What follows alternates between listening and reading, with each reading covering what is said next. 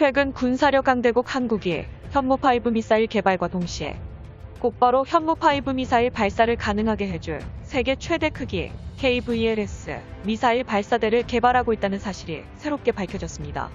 미국산 MK-41 발사대의 성능을 초격차 수준으로 뛰어넘는 세계 최강급 KVLS 현무 미사일 발사대에 관한 소식입니다.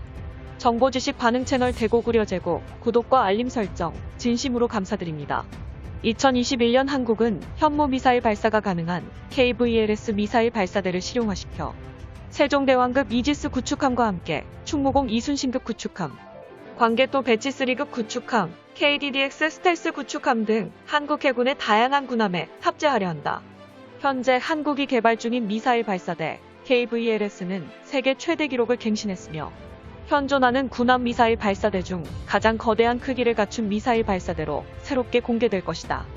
전 세계에서 군사기술 강대국들만이 개발할 수 있다는 VLS 미사일 발사대는 공통적으로 기술력이 발전하게 됨에 따라 사거리와 파괴력이 강화되어 더욱 거대해진 미사일을 수용하기 위해 크기를 증가시키는 방식이 이루어지고 있으며, 이러한 분야에서 대한민국은 전 세계 국가들과 비교해봐도 최상위를 향해 달려나가고 있다.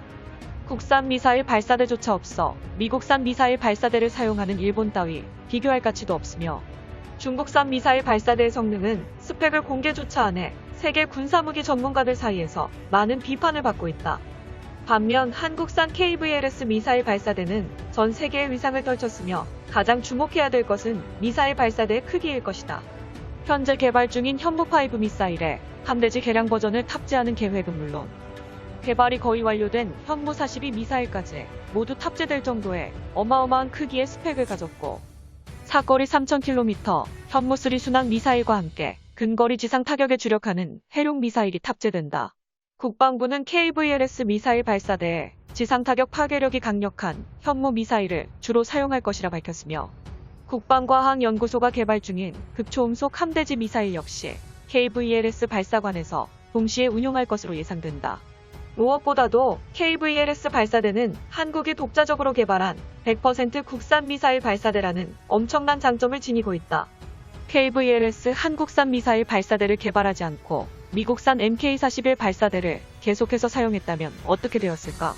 우선 국산 미사일인 현무5 미사일이나 현무4 미사일을 포함해 순항 로켓을 구축함에 장착하는 게 불가능하고, 미국산 미사일을 의무적으로 구입해서 장착해야 하니 소모되는 국방비가 더욱 많아진다. 이처럼 국산 미사일에 관한 공통된 문제점을 가지고 있던 전투기 무장체계도 KF-21 전투기를 개발하면서 자연스럽게 해결되었듯이, 한국산 미사일 발사대 KVLS는 국산 미사일 장착 금지라는 근본적인 문제를 단번에 해결해버렸다. 또한 한국 해군은 이미 미국산 대공 미사일인 SM-2의 결함 문제에서 외국산 미사일의 단점인 기밀 유지로 인해 엔지니어를 호출하기 어렵다는 시스템과 미사일 유지 보수 등 신뢰성 관리가 어렵다는 것을 다시 한번 느꼈고, 2021년 KVLS 미사일 발사대에 KSAM 국산 대공 미사일을 탑재하는 방식을 공식적으로 채택했다. 현무 미사일은 현무4 미사일과 함께 현무3 순항 미사일, 차후에 개발되는 현무5 미사일 등 다양한 종류의 한국산 미사일이 계속해서 늘어나게 된다면 KVLS 미사일 발사대가 성능 면에서는 물론이고 미사일 규격 통일, 유지비와 가격 면에서도 반드시 필요한 무기체계로 인정될 것이다. 한국산 KVLS 미사일 발사대는 애초부터 중국과 일본 영토 전역 타격이 가능하게끔 개발되었다. 서해와 동해, 태평양을 넘나드는 한국 해군의 이지스 구축함이 발사하는 현무 미사일은 사거리 문제에서 완전히 자유로워질 수 있다. 적국의 영토에 근접해 미사일을 발사하는 방식으로 로켓 엔진 추력을 활용해 사거리 대신 폭장량을 대폭 늘려 현무5 미사일과 현무4 미사일의 파괴력을 향상, 다양한 국산 미사일로 한국의 영원한 주적인 중국과 일본을 공격하는 초토화 폭격이 마음껏 가능해진 것이다. 또한 멀티런칭 캐니스터 시스템을 적용하여 지상에 존재하는 목표물을 정확하게 타격할 능력이 대폭 증가. 한국 해군의 현대화 추세에 따라 현무 미사일의 정확한 타격을 위해 GPS 군사 위성이 직접 서포트하게 될 것이다. 이 모든 것이 갖춰진 이후 미국산 대공 미사일까지 대체해 국산 KVLS 미사일의 규격을 100% 통합시켜 국산 현무 미사일로 인한 한국 해군 함정의 무장 효율성이 크게 증대될 것으로 기대된다.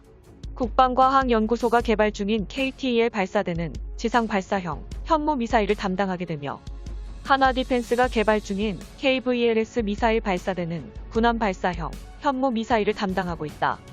과거에 개발된 KVLS 원발사대가 충무공 이순신급 구축함 6척에 각각 32대를 장착, 세종대왕급 구축함 3척에 각각 48대를 장착했으며 대구급 호위함에도 16대가 탑재되었고 한국 해군의 전함 개량화를 통해 개발이 거의 완료된 KVLS-2 미사일 발사대로 교체될 예정이다.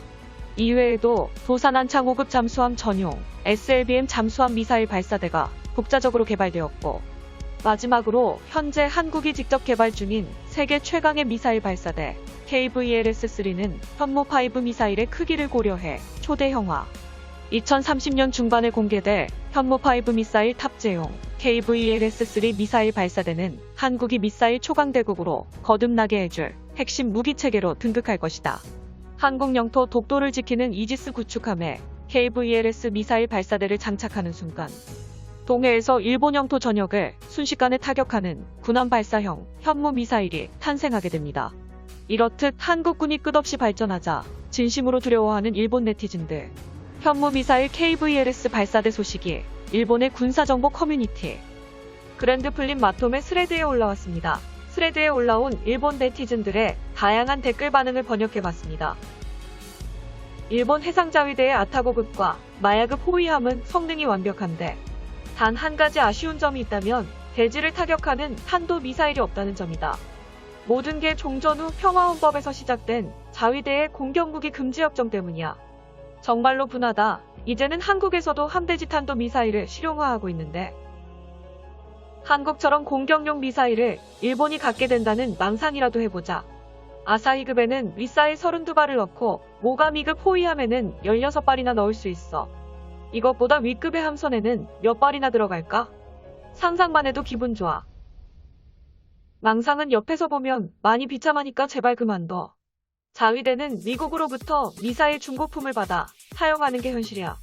그것도 전부 대공 미사일이라서 전투기 아니면 공격도 못한다. 아무리 이지스함이 많아도 한국군이랑 근본적인 차이가 존재해. 한국산 미사일 발사대의 신뢰성도 굉장히 의심되지만 아직까지 해상자위대는 VLS를 갖추지 못했으니까 이번 대결은 무효로 판정하겠다. 자위대가 탄도미사일을 보유하는 건 기대도 안 했지. 차라리 미사일 발사대 VLS 자국화를 미쓰비시가 성공했으면 좋겠어. 미사일이 아닌 껍데기 발사대만큼은 평화 헌법에 위배되지 않는다. 확실히 미국에 의존하는 건 시대에 뒤떨어지는 거야. 개발비와 배치 비용이 비싸더라도 일본이 가능한 것은 내수로 충당해야 해. 비싼 가격에 아메리카산 무기와 작별 선언을 하자. 대함 미사일이라던가 직접 수출하고 있는 만큼 한국이 일본보다는 무기 성적이 좋아. 이것을 뒤집을 비장의 한방은 필리핀과 태국의 전투함 수출 성공뿐이다. 일본과 중국 영토 전역을 타격하는 현무 미사일 KVLS 발사대가 개발되는 순간 중국과 일본은 한국군을 진심으로 두려워하겠군요. 영상의 정보가 유익하셨다면 채널명 대고구려제국 구독과 알림 설정 진심으로 감사드립니다.